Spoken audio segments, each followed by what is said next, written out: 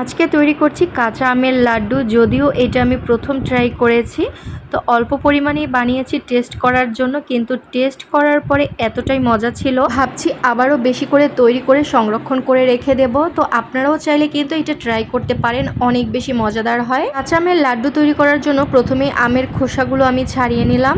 এখন গ্রেটারের বড় অংশ দিয়ে আমি গ্রেট করে নিয়েছি। চাইলে কিন্তু বটি দিয়ে একদম কুচি করে কেটেও নিতে পারেন, তবে আমি আর বটি দিয়ে কুচি করার ঝামেলায় যাইনি, একবারে গ্রেটারের বড় অংশ দিয়ে গ্রেট করে নিয়েছি। 2 টেবিল চামচের মতো লবণ দিয়ে আমি আম কুচিগুলো খুব ভালোভাবে মাখিয়ে নিয়েছি। এর মধ্যেই দেখতেই তো পাচ্ছেন একদম আম থেকে কিন্তু পানি ছেড়ে দিয়ে কাপড়ের মধ্যে সব আমগুলো নিয়ে আমি এভাবে চেপে টক পানি বের করে নিয়েছি। নর্মাল পানি দিয়ে আমগুলো ধুয়ে আবারও কাপড়ের সাহায্যে ভালোভাবে পানি নিংড়ে নিয়েছি। এখন দিয়ে দিচ্ছি পরিমাণ অনুযায়ী চিনি। আমার এখানে প্রায় 1.25 কাপের মতো চিনি লেগেছিল। তবে 10 মিনিটের মতো রাখলেই কিন্তু চিনি থেকে পানি ছেড়ে দেবে। তো এই ফাঁকে আমি একটা মশলা তৈরি করছি। একটা শুকনো মরিচ নিয়েছি, 1/2 টেবিল চামচ জিরা, আর নিয়েছি মেথি, মৌরি, ধনিয়া, হলুদ, সরিষা। সবকিছু হালকাভাবে মুচমুচে করে ভেজে নিচ্ছি।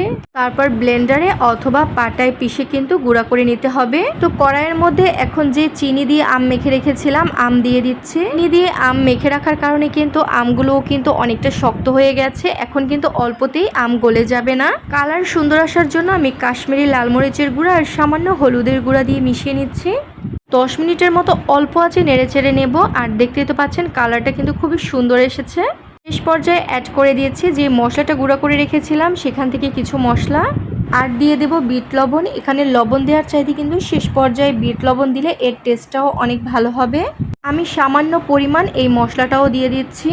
এখন একটা কাঁটা চামচের সাহায্যে খুব আলতোভাবে নেড়েচেড়ে নেব, যাতে আমকুচিটা একদম ভর্তার মতো না হয়ে যায়। তো হালকা হাতে নেড়েচেড়ে নেওয়ার পরে এখন আমি চুলা থেকে নামিয়ে নিয়েছি। যখন একটু ঠান্ডা হয়ে যাবে, হাতে সহনীয় থাকবে, তখন আমি লাড্ডুগুলো তৈরি করে নেব। এই পর্যায়ে চাইলে কিন্তু হাতে একটু ঘিও মেখে নিতে পারেন। তো আমি লাড্ডুগুলো একটা একটা করে বানিয়ে নিচ্ছি। পরিমাণ অনুযায়ী হাতে নেবেন, ছোট বড় করে বানাতে পারেন, তবে আমি একটু মিডিয়াম সাইজ করেই বানিয়ে নিয়েছি। কাঁচা আমের এই লাড্ডুগুলো খেতে এতটা মজার হবে সত্যি আমি বুঝতে পারিনি, তাহলে আমি একদম বেশি করে একবারেই বানিয়ে নিতাম। কাঁচা আমের লাড্ডুগুলো এতটাই মজার হয়েছে যে বানানোর সাথে সাথেই কিন্তু একদম ফুরিয়ে গেছে। তো লাড্ডুগুলো বানানো হয়ে গেলে আমি উপর থেকে একটু পরিবেশন করার জন্য এখানে আমি শুকনো মরিচ ছোট ছোট করে কেটে নিয়েছি। উপর থেকে দিয়ে দিচ্ছি শুকনো মরিচ, আর শুকনো মরিচের যে বিচিগুলো ছিল সেগুলো উপর থেকে দিয়ে একটু পরিবেশন করে নিয়েছি। লাড্ডুগুলো এভাবে পরিবেশন করার পরে সত্যি দেখতে অসম্ভব সুন্দর লাগছিল। তো এতটাই সুন্দর লাগছিল যে ভিডিও করতে করতে আর ছবি তুলতে আপনাদের সাথে ভেঙে শেয়ার করার কথাই ভুলে গেছি। এরই মধ্যে কিন্তু অর্ধেক লাড্ডু শেষও হয়ে গেছে। এবার বুঝুন যে কতটা মজা হয়েছে। একবার কাঁচা আমের লাড্ডু ট্রাই করেই দেখুন।